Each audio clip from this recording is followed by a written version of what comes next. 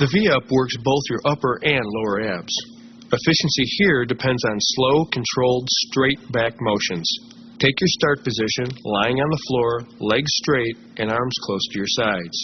Now bring your shoulder blades a few inches off the floor while simultaneously bringing your feet up to roughly the same height. Inhale and hold your breath, then contracting your abs, crunch up slowly with your upper abs, reaching to touch your toes, while raising your legs high at the same time. Exhale and hold this position for about 2 to 3 seconds, then slowly lower your upper torso and your legs at the same pace. If holding your legs straight is too difficult at first, here's an alternative. As you raise your upper body into a crunch, pull your knees into your chest like this. Just keep it slow, steady, and deliberate with focus on technique every inch of the way. Later you can straighten your legs as you become stronger. We return now to the basic crunch that we performed in the starting up workout at the beginning of this program. But here we'll compound it with the hip thrust exercise. First, let's review the crunch. Start by lying on the floor. Bend your knees so that your feet are flat and put your hands behind your head.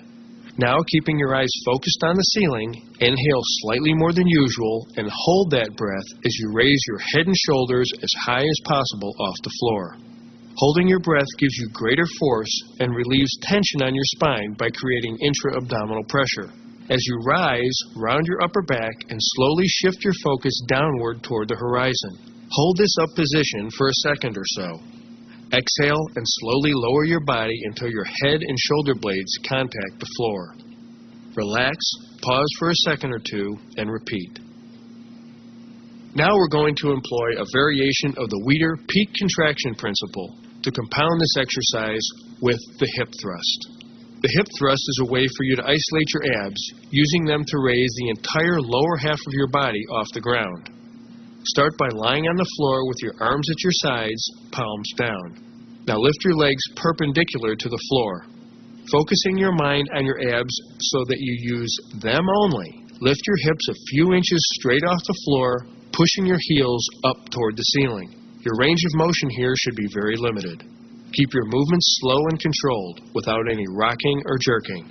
And here's a pro tip. If you want to increase the intensity, try this exercise on an incline board and follow through with the same motion into your reps.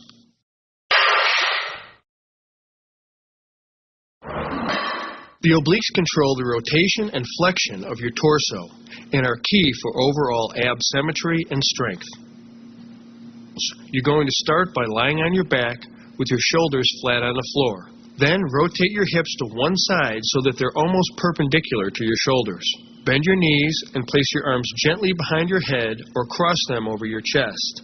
Now to begin, inhale and hold your breath as you curl your head and shoulders up slightly. Contracting your obliques, raise up until your shoulders are approximately 20 degrees off the floor, and hold that position for a second or two.